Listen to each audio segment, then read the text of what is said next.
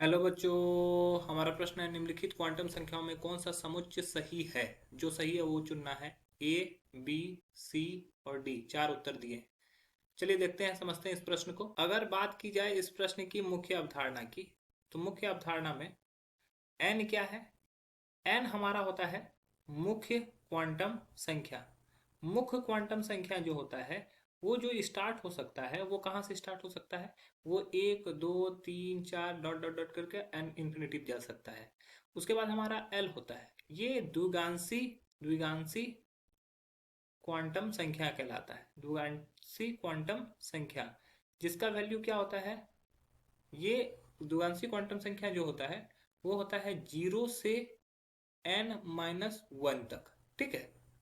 और m का मान जो डिपेंड करता है वो कहाँ, वो कहलाता है चुंबकीय चुंबकीय चुंबकीय क्वांटम संख्या। चुंबकीय क्वांटम संख्या तो ये होता है -l से +l।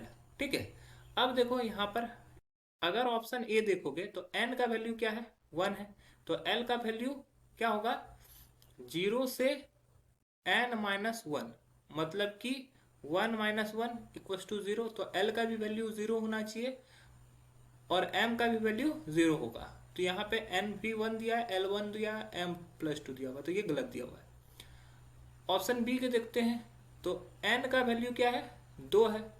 l का वैल्यू क्या होगा, 0 से n-1। तो ये 0 से 2-1, तो ये 0 से 1। तो 0 से 1 तक, 0 से 1 तक कोई भी हो सकता है, 0 या 1, तो ये सही है। और अगर m का वैल्यू होता है -l से +l, ठीक है, तो ये हो जाएगा -1 से +1, मतलब कि -1, 0, +1, ये तीन पॉसिबिलिटी हो सकती है। तो यहाँ पे n का वैल्यू 2 सही है। l का वैल्यू उसके हिसाब से l का वैल्यू कितना आना चाहिए, तो l का वैल्यू 1 आना चाहिए, ये भी सही है। और m का वैल्यू +1, ये भी सही है। तो ऑप्शन बी हमारा सही उत्तर हो जाएगा। अब बात करते हैं सी की। n का वैल्यू हमारा है 3। ठीक है, n का वैल्यू हमारा 3। तो l का वैल्यू क्या होगा, 0 से n-1। ठीक है, तो मतलब कि 0, 1 और n का वैल्यू 3 है, 3 - 1 2, तो ये l का वैल्यू होगा। और m का वैल्यू है -l से +l।